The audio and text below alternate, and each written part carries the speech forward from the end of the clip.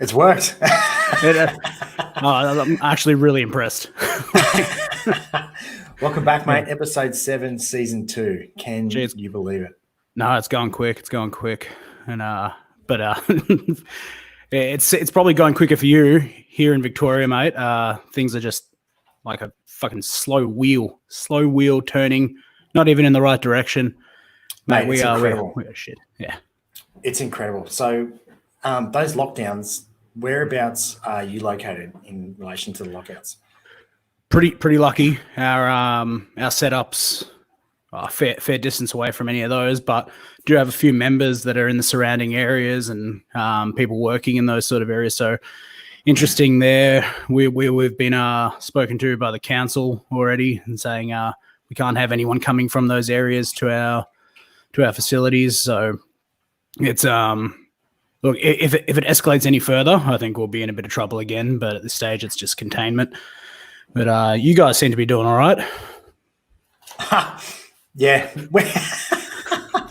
Yeah, we're doing great. Yeah.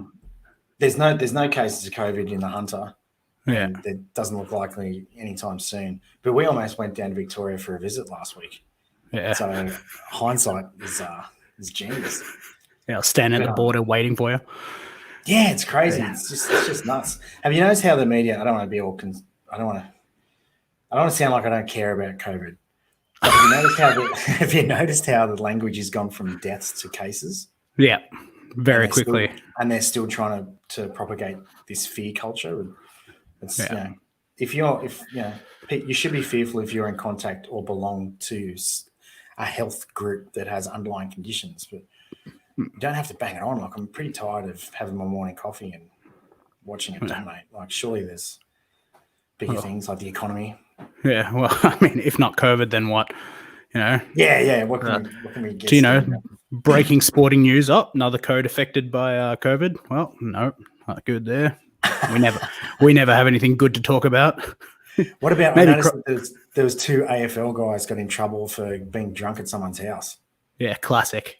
Yeah, so it's like, but it's hilarious that they used to get in trouble for actually doing something like dangerous to the public or another person or public property, but now you're in trouble because you're at someone else's house and you've decided that it's wise to sleep it off there.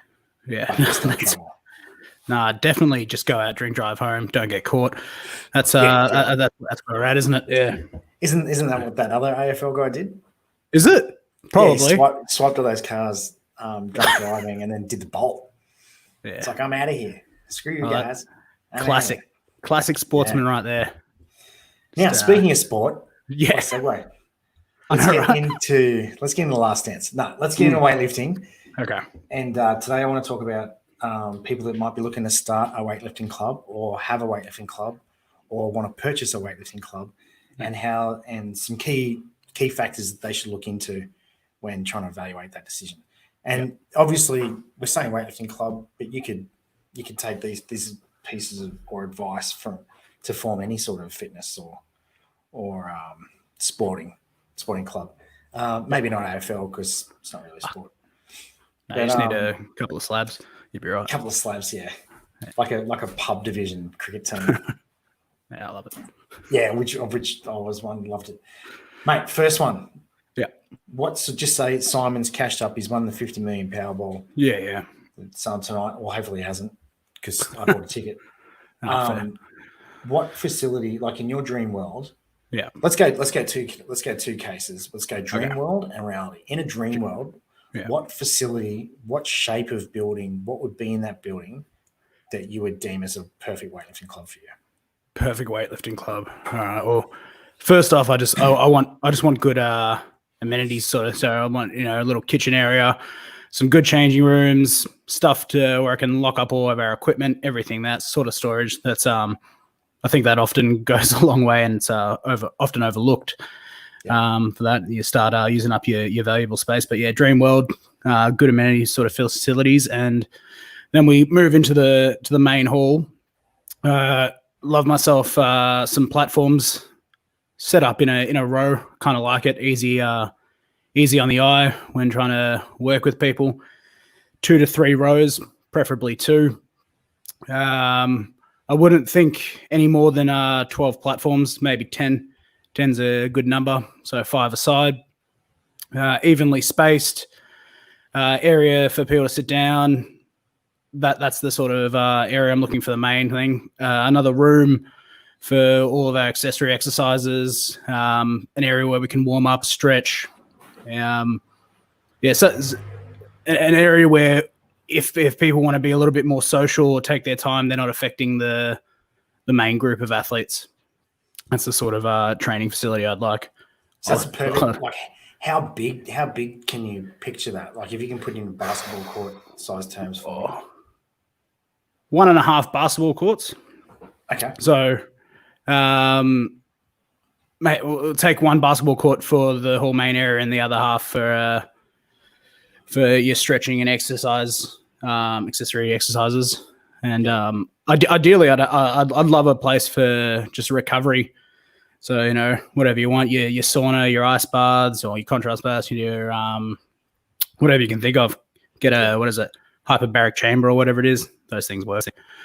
I love it. So, yeah. Now, what about just say, so that's when you've won Powerball. Yeah. Simon hasn't won Powerball tonight because Daz won it. Yep. What would be the bare minimum? Bare minimum? For you to open up a club in terms of the facility, just the structure of the building. Just the structure. The minimum space you need. I would think 4 platforms. Yeah. How many people per platform do you prefer?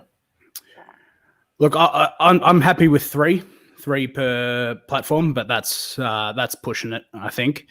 Yeah. Obviously, I've worked as both coach and athlete environments where you're having a lot more than that on the one platform. No, I think it has a place, depending on what sort of club you're running or what. So just in the environment in general.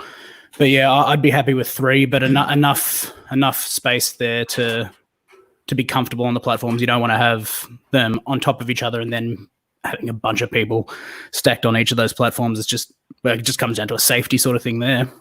Right. Yeah. So go back to 2 platforms, and how big do you want the surrounding areas around that platform? Like, how does it look like? Well, if our platforms are, say, 4 square meters, I probably want to have 2 meters, an extra 2 square meters around each of the platforms, so people can freely move, and no one will be in anyone's line of sight or that sort of thing. If anything goes wrong, plenty of space to negotiate that issue.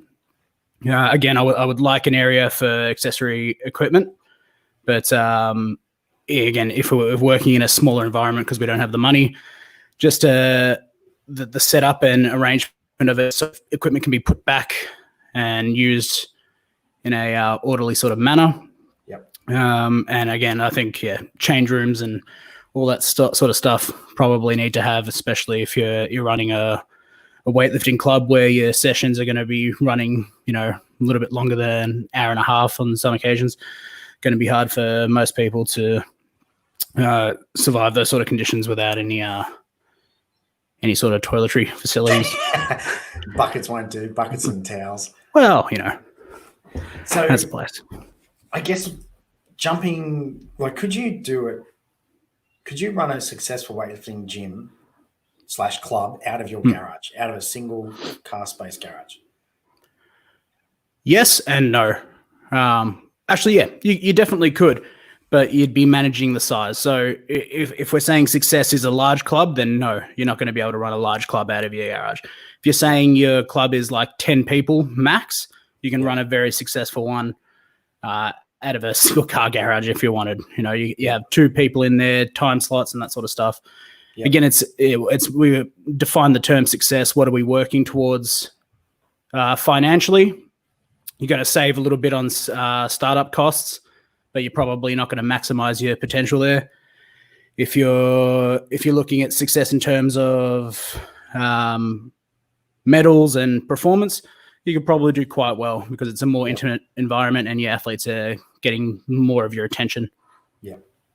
So let's look at this. So Simon wins Powerball. Yeah. Obviously, he wouldn't take or he wouldn't need a fee structure. Mm-hmm. On the average, what does a weightlifter pay now per week? for Per a week. membership of a particular of any club, like just the average? Like, Yeah. Look, I would say $55 a week would be the average, I think, across the board. And then depending on what sort of place you've got and what sort of service you're providing, whether coaching is included in the gym fees or whether it's a separate entity altogether, I think you're probably pushing up to sort of $90 a week. Okay. But I think, well, at least in Victoria, we're probably on the cheaper side for gym fees and coaching. Yep. Not too sure what it's like in New South Wales and everything, but I think there's always been the consideration of what kind of athlete is involved in weightlifting, and but I do actually think there's a shift in that, and I think it's coming from a younger generation to try and make weightlifters athletes, like we discussed last week, rather than just seeing them as weightlifters doing a sport. Yep. Yeah.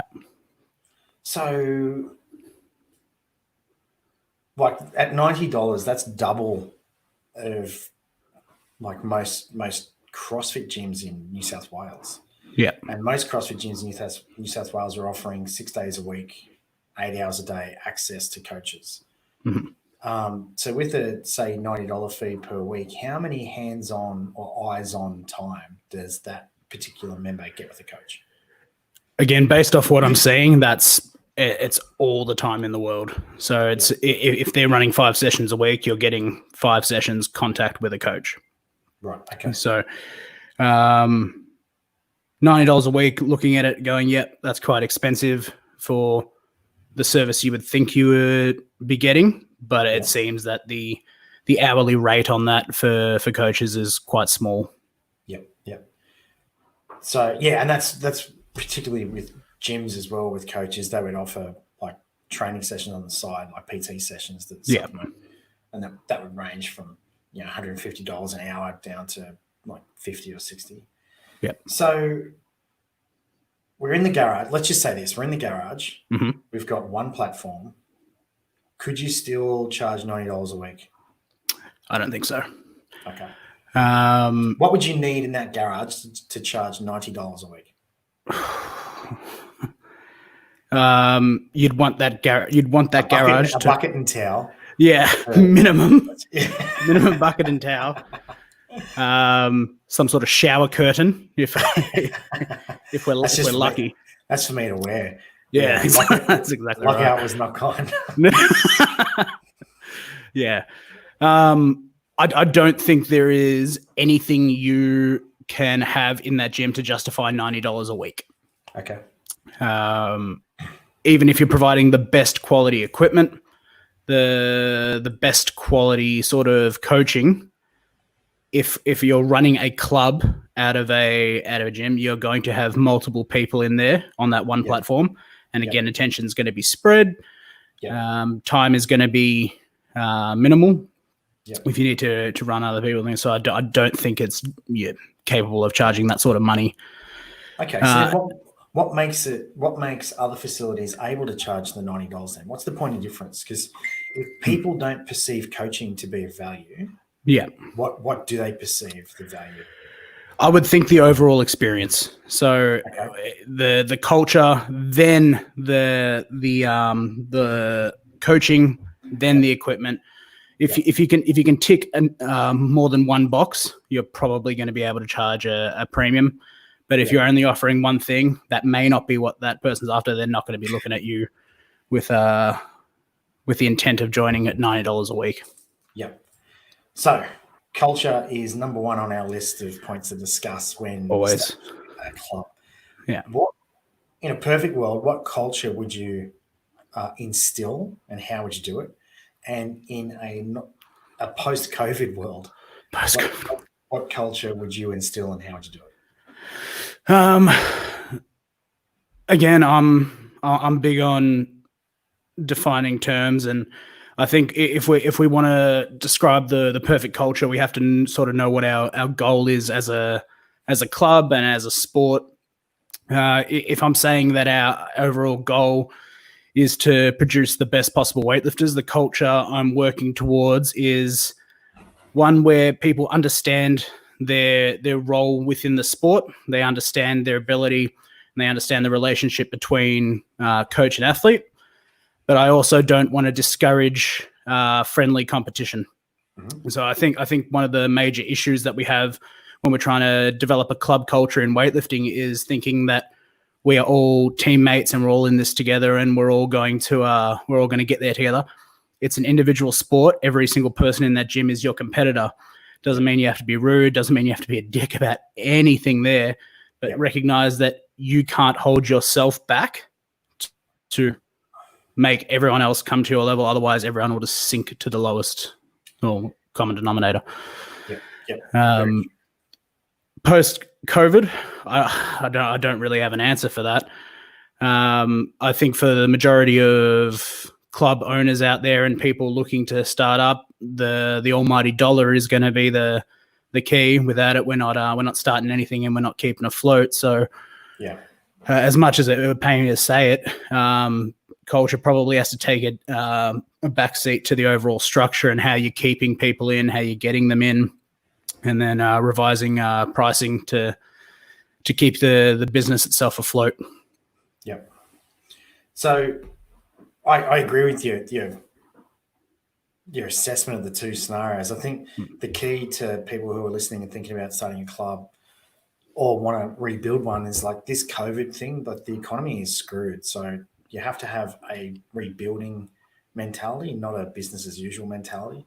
And all sports are successful due to a very wide base of participation. So if you look at all the sports that are excelling at the Olympics at the moment, they're all the sports that have the top participation. So same for yourself. That's a big picture view. If you take a small picture view and think, well, how can I contribute? You've got to contribute to your sport by including as many people as humanly possible. And then, it's much better to have 100 people paying $10 than one person paying 1,000. So you need bums on seats, but at the same point, you need to charge accordingly with volume in mind. So is that the cue for heads of clubs to revise their overall goals for the club and say, this is what we were working towards, but my number one goal now has to be survival? It's got to be survival. And I would what's an example? Pick a successful weightlifter, like an Australian weightlifter right now. Pick somebody in your mind, and then you would think, okay, how many people have they brought into the sport? Arguably, the CrossFit transitional athletes have brought in more people than people that started in other sports. Yep. And that's not because of their success, but it's because of their following on social media. So for weightlifting, can't really rely on weightlifters just inherently promoting their sport, because a lot of weightlifters are inherently focused on their careers because that's what pays the bills in the current times. Yeah. So you've got to think about weightlifting as being participatory. Same as I know within the CrossFit world, I know that's what I'm doing. We're trying to encourage more and more people to compete in the sport of CrossFit, and we're looking at ways of like dumbing it down to make it more accessible to people. So it doesn't look so scary. I think weightlifting is going to think of that as well. Yeah.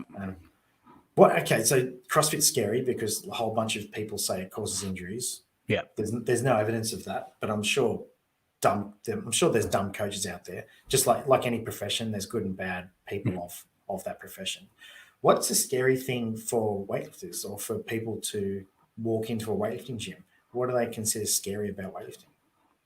I think the overall image of our athletes they find quite intimidating, and I think it's funny because as a coach you're trying to keep the sport as simple as possible. So it's not hard for the athletes, but the general perception I think of the sport is that it's easy. Like, how hard can it be to lift up a weight, throw it down, this and that? So when people come in and see that it's not as easy as people first thought, they're often thrown by this and can't really find their place within the sport. I think the other scary thing, at least from my point of view, is that we don't have a clear goal for people when they first walk in. It's like, okay, you're going to train, and the next thing you're going to do is compete. And so, and what level do I compete at? the same level as everyone else. There's no buy-in to like a lower league that's only for this. It's like you're going straight in against the best, and good luck to you. Yeah. And so I think a lot of other sports do it a lot better. Whether it's rugby, AFL, they've all got divisions, and you're set in that sort of limit, and you work your way up. You do the same thing in weightlifting, but it starts at the top, and there's no lower league. Yep. I'm with you on that. From an observation point, I've had feedback from top CrossFitters that never transitioned over, and I've asked them why not, and they've always said because it's too quiet and it makes them feel self-conscious. Yeah. That they don't want to stand on a platform looking at, say, 100 people and no one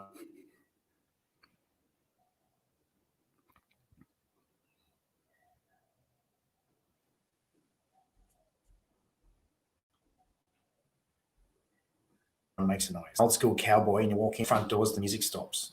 Yeah. Like you think, what have I done? So if there's people out there that are listening, change. Maybe you can implement some change of environment around certain comps, not all of them. If you like to play silent running, that's cool. Yeah. But I think that would help bring in some people so they don't feel like 100. Because especially if there's first comp and everyone's self-conscious, and in team sports you can hide. And in CrossFit has built a culture of cheering on. CrossFit has built a myth on cheering on the last person. So it's true in gyms, but it's not in the sport. So ask any athlete that gets clapped because they came last. It's called the circle of death, and athletes hate it and avoid it like the plague. So, but in CrossFit gyms, it's encouraged, and people appreciate being clapped in last. I don't know who gets clapped at a weightlifting comp for missing 6 lifts or even just coming last.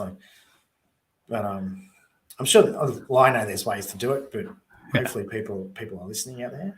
Well, I mean, that's an interesting point for me, because I often think about it. It's like we've sort of tried to run with a few ideas at state level. Me and you have collaborated on these sort of things, but it's how to engage the audience at competitions. Yeah. And I'm still struggling with the idea of educating an audience on when's appropriate to cheer, when's not appropriate to cheer, without insulting their intelligence. It's like, now it's okay to clap, and now it's okay to cheer, but stop that. But we could look at golf. Golf have those people along down the fairways holding up the quiet signs. Yeah, that's true. So, and that's arguably, they're very intelligent. I mean, you've got to know the sport of golf if you want to go, like my mum and dad, pay lots of money to go to Augusta and watch somebody hit a ball. Yeah. Like you've got to know the sport and the intricacies of that sport to go and enjoy that. Like I like playing golf, but I struggle watching it on TV, let alone go fly somewhere to watch the ball hit once and then wait another 20 minutes to watch another ball. And no, not for me. But if they're like sort of semi-patronizing to their clientele, I guess we could probably implement like an applause now buzzer or something. So that sort of leans into continuing the culture discussion. That leans into the culture of the sport at a greater whole. Yeah. At a whole as in a whole piece. Do you think it's possible for smaller cultures to impact the bigger culture?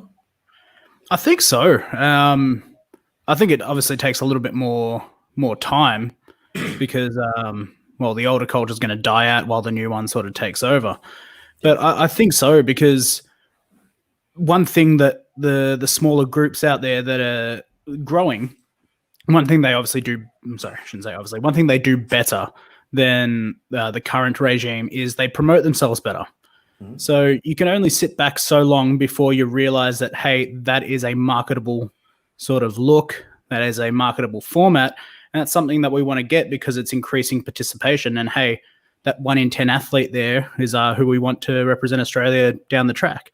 So I think the smaller groups continuing to do what they do will eventually have a larger impact, so long as the top doesn't impact them by saying you can't do this and you can't do that. There should be more collaboration between the parties, but at this time, I would just let them do their thing, because they're doing well, and you can learn from that. You can learn from just observing how smaller things become big trends.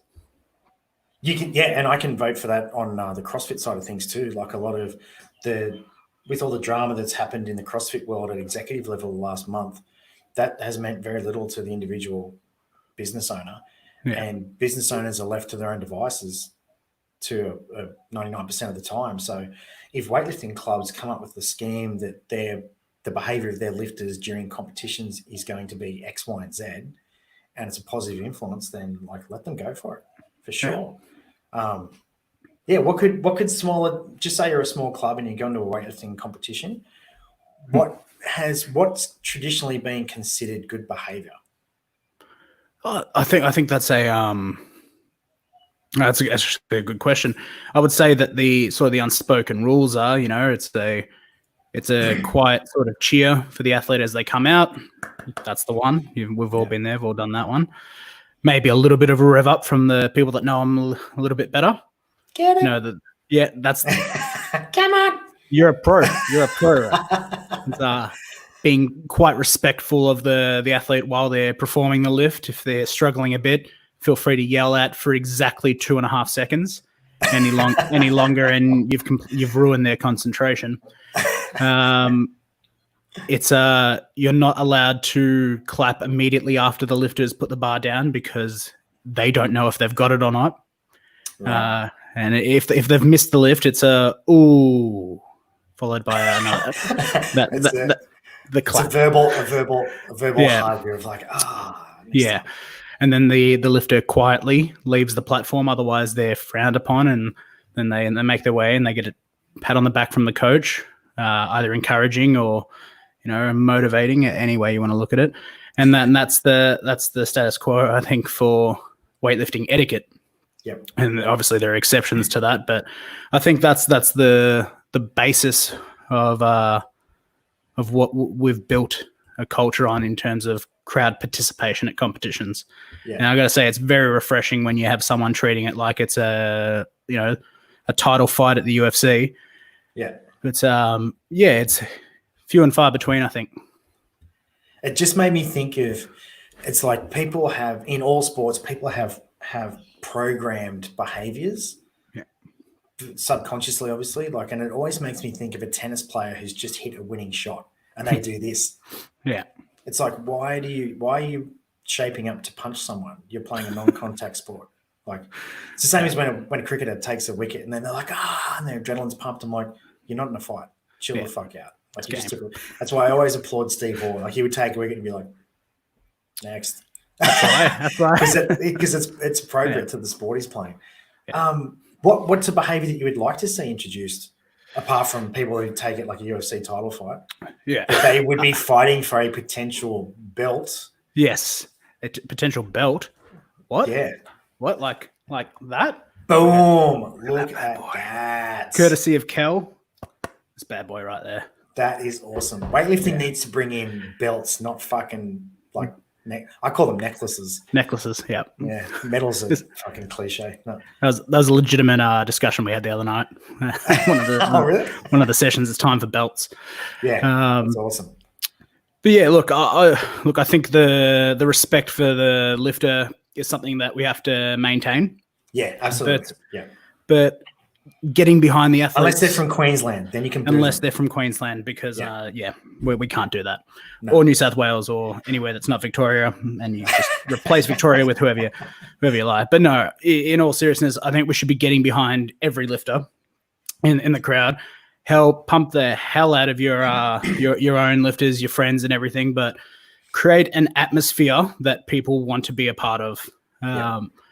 It's you'll get more out of it. The more you give, the more you get, sort of thing. And it's you see it. We've got great lifters in here that participate at all levels, including volunteering for competitions, and you can hear them. You hear them in the audience, and you always reciprocate with that sort of effort when they're out on the platform, and it just grows. And it's a really, really supportive environment. But you don't lose track of where you are, and like I was saying earlier, you're there to beat other people. Yeah. But if you want that community sort of feel, you're supporting them, even in victory or the loss. Yeah. How about this as an idea for clubs just say I always think of Hawthorn Weightlifting Club because of the weightlifting centre there. It's massive, and we went to a nationals there. So imagine if you've got your small club, 2+ lifters. We had a club of 1 lifter, 1 coach. Just say, and it's like internally in that club, it's like you're going to give prizes away for the best fancy dress. You're going to give prizes away for the loudest cheer. You're going to give prizes away for the most creative, supportive banner made. You're going to get prizes away for being a gear bitch for the most lifters. Bringing all the alcoholic. Is booze allowed in weightlifting comps? I don't know. I better check that. So Seriously, check that. Got to reassess my coaching method. Otherwise, we got to change the size of your hip flask. Yeah. But like, what if clubs took it on their own bat to be like, right, put in these internal competitions that are purely based on supporting their lifters at the comps. So imagine you're a new boy, Daz's first weightlifting comp, nervous as shit. He's opening with a 20 kilo snatch. And he hears nothing but deathly silence. But then he hears 10 of his teammates who are all dressed in sumo outfits. Yeah. Screaming on, come on, big boy, let's see what you got. Like, or take your shirt off. Yeah. Like, how old's Daz again? It's 18. 18. So I think that would encourage a whole bunch of new people to come in and have a little bit of fun about it. But still not detracting, still adhering to the rules. Like, you still don't cheer against convention timing. Yeah. Still don't do things against convention, but you've got to push the boundaries a bit of what's allowed, I think. Yeah. But yeah, what do you think about those ideas? I'm all for it. I really do like it. It's one of my earliest memories is being part of the Victorian team and almost being told that. And not by the coaches and but like leaders within the team going, our lifters are going out, Victoria always gets heard. Right? Yeah. We cheer everyone, but every time there's a Victorian lifter out there, we hear it. Awesome. And I think it's dropped off a fair bit, but for me, that's always been a big thing. And when I was working with school programs, it was always the same. I'd promote it with the schoolboys and telling them that, when our boys are out there, want to hear it loud, supporting everyone, but same thing, loudest for our boys, and try to do the same sort of thing at club level. But obviously I'm on the ground there, but I'm not amongst it come competition time. So I'm really taking it or putting it on the leaders at the club to promote that sort of environment. And I think, reward for effort is a great way to go about it. Yeah, if you set up internal competitions like that, I think it's a good start to building a better culture. Yeah, you can start up like for the like every sort of pub and club and has what they call like a fishing club or a raffle club, whatever, and they just kick in, or a race like a horse races club where they just kick in $5 a week. And then they designate certain times throughout the year they're going to use that kitty for X, Y, and Z. So we could do it and say, right, when we go to nationals, so you've got your gym membership, but then you're going to kick in on the side as well. And this cash pool just goes towards hire of a team bus maybe. Yeah. Or all staying in a hotel, maybe some uniforms, maybe some caps, maybe some banners, maybe some beers or whatever. Like make it a bit more social. But that's got to be led by, like as what you're saying, it's got to be led by a leadership group of athletes. It can't be by the coaches because then it's just constantly, do this, do this, do this. And that's not really a good thing. I know if it's not led by the players and the senior players in any sport, the coach usually gets the sack. Yeah. Because the coach, you can have the greatest coach in the world, but if your leading athletes don't buy in, then okay, it's dead in the water. Yeah. And you'll come across coaches that are, they're not very good, but they've got buy-in. So the little thing they do well gets a result. Yeah, no, I 100% agree. 100% what about so we're in perfect world scenario, not so perfect world. Okay, so we're in a Powerball scenario and we're in a COVID scenario. Powerball scenario, what weightlifter would you choose if you had any weightlifter available to you to start the culture you want in a perfect world? What type of weightlifter would you choose now in a post-COVID world to start a weightlifting club? I think I'm looking for not necessarily the best weightlifter out there. I'm looking for what we just described as a leader, someone who can In the set the Powerball world, or COVID power. world? This is COVID world. Okay. Yep. Someone who can set the pace. So, there's a higher level of performance. Again, don't have to be the best, but they can set the pace. Mm-hmm. That's encouraging enough, but will also put people in their place if they're out of line. But I want someone who's going to be present and not just the face of something. I want them there and about the club. Yeah. In the Powerball sort of world, I'm going to take our best lifter, and I'm going to then try and get other younger leaders in there to model themselves after that person, and then build around that sort of community. Now, when you say modeling, are you modeling? You're modeling their behaviors, not their results. Yeah, never going to try to model the results. I think that's an uphill battle that no one will ever win. Yep. Trying to model yourself on someone else's, but their attitude towards getting their results, 100%, provided they are,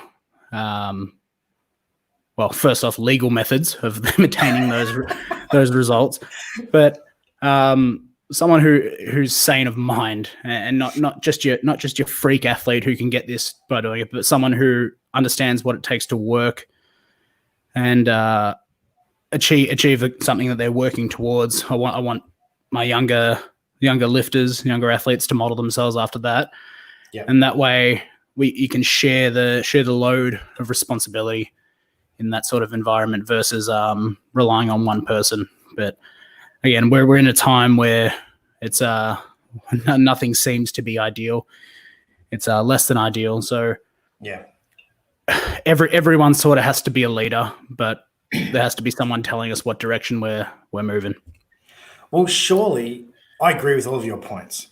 In a post-COVID world, if you're going to give up, you're going to be an amateur lifter, there's no money in all of sports, let alone weightlifting. Now in the rebuilding phase of the economy, surely it would behoove anybody looking to start or rebuild a club that they should be focused on culture and just totally dismiss results, because it's irrelevant. And the reason I'm saying culture is because if you're going to hang out with somebody or a group of people for 90 minutes to 2 hours, every 3 hours every day, you want them to be good people. You don't want them to be assholes. So I personally would rather go, like we brought up my pub's cricket team. I love playing for that team. We would never win. Like we win like a handful of games, but they were just a great bunch of blokes. We never played sober, and it was just a great time. I don't want to go. I personally wouldn't want to go to a weightlifting gym that thought they were the AIS. And no music, no talking, no laughs, no smiling, no. Oh, I can't talk to that person because they're in a different division. You can't talk to that person because they're new or they're too elite. Or like, I don't want to be in that environment 3 days, 5 days a week. Like, screw that. I don't want to interrupt anybody, but I don't want to put myself in a place of awkwardness. Like, you've got to be welcoming. Otherwise, like, what are you like? I guess the next question is staffing. Now, what I want to tie into this is the concept of entitlement. I see this a lot with athletes, and I see it a lot with coaches in the CrossFit realm. I've certainly seen it in weightlifting where athletes feel entitled to something because they can do something, and coaches feel entitled to something because they know athletes that can do something. How in a post, let's just talk about rebuilding now. Let's throw out the Powerball scenario, because I'm going to win Powerball, not you. How about? I might think about you on the way to the Swiss Alps. What sort of staff would you look? So you've started a club, you're rebuilding a club. What is the ultimate quality for a staff member? And I mean staff as in it could be a coach, or it could be somebody who's running an apprenticeship under you, like you're teaching them the ropes of coaching. What's the number one quality for a staff member? So this is post-COVID rebuilding, number one quality. Interpersonal skills is probably going to be my number one skill I'm looking for. If you can't work with the crop of athletes that you have retained and the new people that are coming in, and you can't work with them because you can't you can't negotiate the programs that you're supposed to be running, I don't think you're going to have a very successful restart. And I think it goes a long way towards rebuilding culture, is having people that can take it upon themselves to work with people, but also understand the structure. So I'm looking for people. Yep. Yeah. Now, what about when you look at somebody who's a people person? Yeah. What level of knowledge in the sport do they need, or do you think you can just give them everything that's appropriate for a starting level?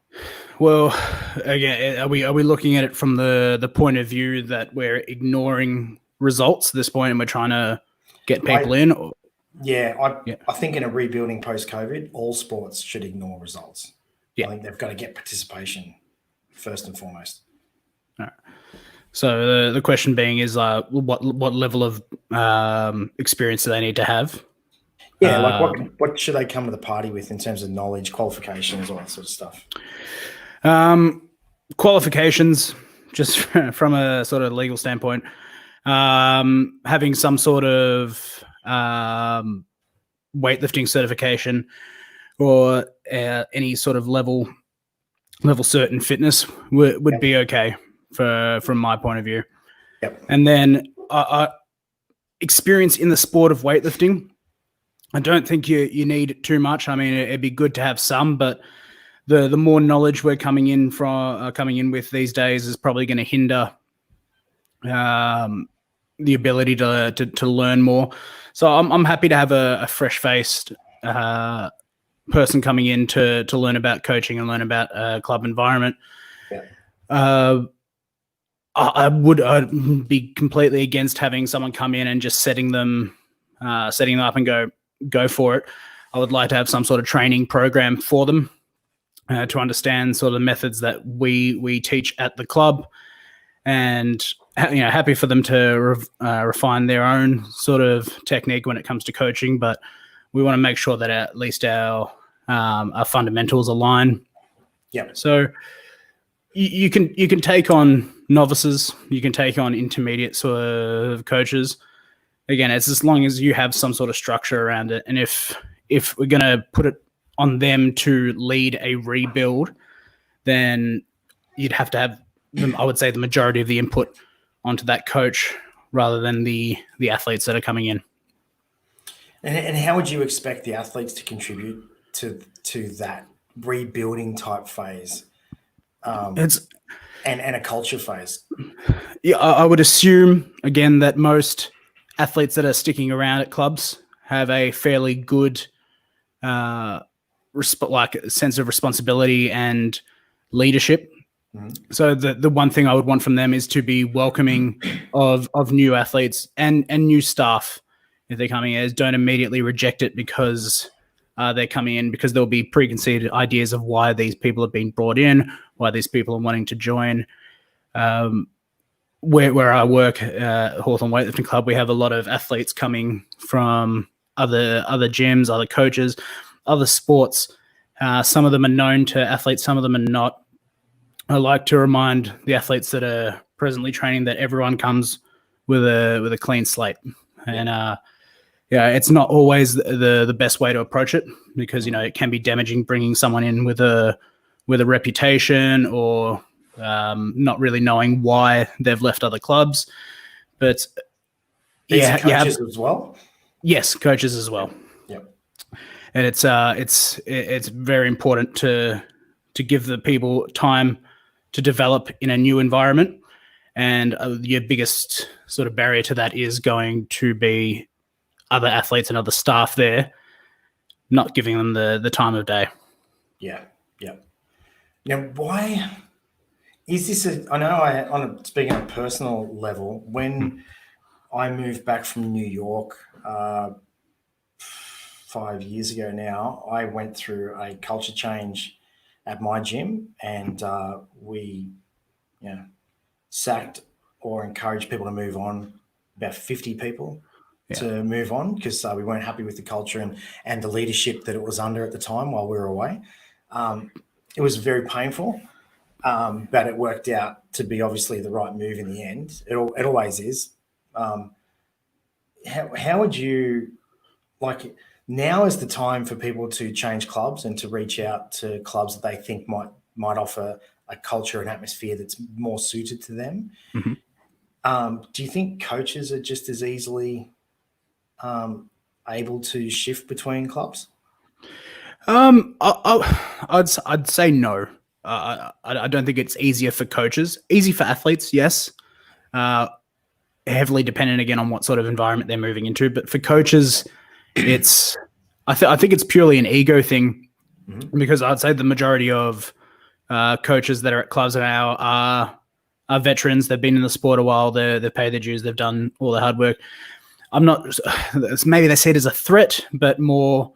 It's I don't want to bring a coach into this environment that doesn't pull in the same direction that we do. And that doesn't necessarily mean technical advice or programming.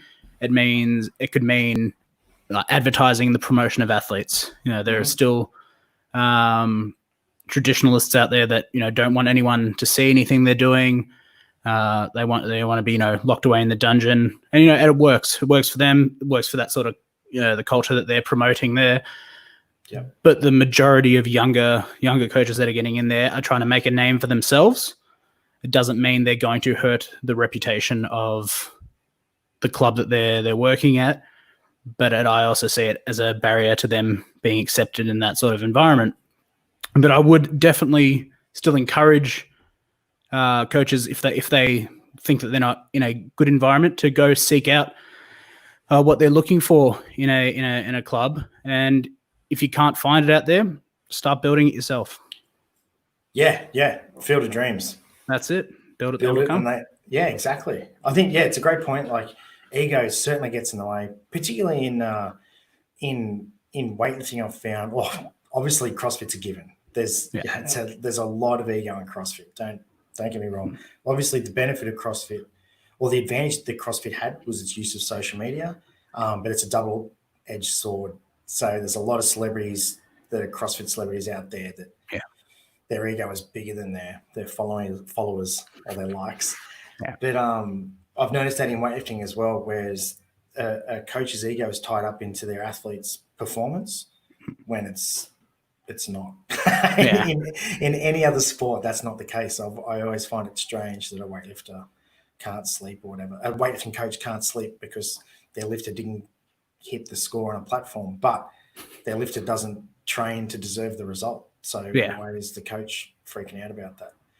And obviously it's because their ego is tied up into that lifter, instead of maybe their ego should be tied up into, it'd be great in all sports, all CrossFit gyms and all weightlifting gyms, if it was a brag-worthy position to say we have the best atmosphere at our gyms. Like we have social evenings, play trivia, we do go to workouts or whatever. Like we hang out outside of the sessions, as opposed to I've got so many national champions. That I think the time for that sort of thinking is dead, and it probably died in the 80s. So, and the COVID and the recessions really brought it to a head that, it's all about community. I know CrossFit bastardizes that word constantly, but it truly is about who you're gonna spend your time with. And I want to spend my time with like-minded coaches. I mean, we get along so well. You're a genius coach, but you also are a genius bloke. So there's no ego. Like when we've consulted in the past about our lifters, there's never been any ego about, what advice have you got for me? What advice have you got for them? There's never been a shred of it. But other coaches won't even have the discussion. They won't even talk about it. That's because we're shit, Daz. That's because we're shit. Yeah, I guess we're shit. Yeah, we've got probably Australia's best weightlifting podcast. I can't say the best. I can say it's the most technologically advanced. We're not fully up to date with all the tech that's available to us. but the quality might not be great, but the framework is amazing. Yeah, and our 3 viewers get their value for money. I think Mate, we're up I to know 4. it's somebody was like, "Oh, how many listeners do you have?" And I was like, "Oh, we had 4 people live the other day." Yeah. And he just looked at me like, "That sucks." And I'm like, "Oh, so for people at home, we've got about 600 listeners, but because it is during working hours, live is a luxury. This is the best way for us to do it. So we don't expect any more than 1 or 2. So the fact that there's 4 people out there, probably because they forgot to close their browser right now. Yeah. Thank you. Rookie mistake, by the way. Yeah, bad move. Yeah. But Simon, I want to wrap it up there. This is a big topic. I wouldn't mind revisiting this. How about this? Sure. How about we revisit this through the lens of Phil Jackson? Okay. And go, right, how would Phil, because obviously he rebuilt the Bulls. He went from the Bulls focused on just giving the ball to MJ to then telling MJ, right, we've got to spread the ball around because everyone can shut you down and therefore we can't win games. So it's the same as, weightlifting philosophy. It's like we've got to spread the expertise around. I can't just be focused on this one national level lifter. I've got to be focused after all of our members and lifters. So that's just one very quick example of a Phil Jackson weightlifting club. Yeah. Is that what we're starting? Are we starting a Phil Jackson weightlifting club? Because I'll be in. Fucking, let's do it. Yeah. What would Phil do? Seriously, but the Last Dance. Again, we didn't get to this episode. Damn it. Yeah. So at least we got a quick mention in. Mate, is there anything you want to close off with? No, I actually, what I'll say is when you're starting a weightlifting club, do brands matter when it comes to equipment? Depends on the clientele that you're getting in, but more expensive isn't necessarily better for your purposes. Although shiny Alicos do look nice and your Sakas feel great on the hands, but they hurt the wallet. Everyone's wallet's a little bit hurt, and I think one of the major things to come out of this whole COVID thing is that if you are dedicated enough and you want something, equipment is just equipment. A barbell and plates weigh the same, move the same.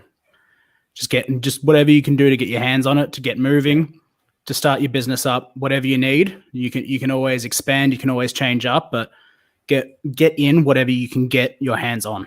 Yeah. And it falls back on culture, doesn't it? Like, what about those dudes? Are they from Senegal? Those dudes on Instagram in like slums, and they're just lifting tons of weight, explosive athletes, and they're just making the best out of what they've got. Yeah. But I would go and train with them any day of the week instead of going to the IS. Yeah, all day long. All day long. Those dudes would be awesome and inspiring to train with, regardless of the necklaces around their neck. I don't care. Yeah, if we can have a good time training, hit some PBs, lift some lead, have a few laughs, then I'm paying that gym membership. There you go. That's 55 minutes on culture in a nutshell right there, isn't it? Bam. Yeah. Mate, let's count. I've got to jet off and ensure that the culture of CFN isn't slacking off. I've got to go see that the bacteria in my fridge isn't some new form of culture. And oh wow, penicillin, mate. That's where it's at. Sell it. Yeah. Thanks for joining in. Thanks for the listeners. Thanks for the peak of 4 watches. Love it. Yeah, wherever you're watching, it's amazing. And thanks to the future listeners that are going to catch up on the audio of this later on. If you've got any questions or you want any topics covered, send us a comment. Drop a comment in this broadcast comment section. And a little bit of advice in future, watch via YouTube. Yeah. YouTube is a much better quality. Facebook really downgrades the caliber of the vision. In saying that, it probably irons out some wrinkles. So maybe don't watch on YouTube. And sometimes we don't even stop recording, so we're just abusive afterwards. So that's bonus content. Yeah, could catch some actual real info. Yeah. All right, Simon. Thanks, mate. All right. See you, Daz, mate. Take it easy.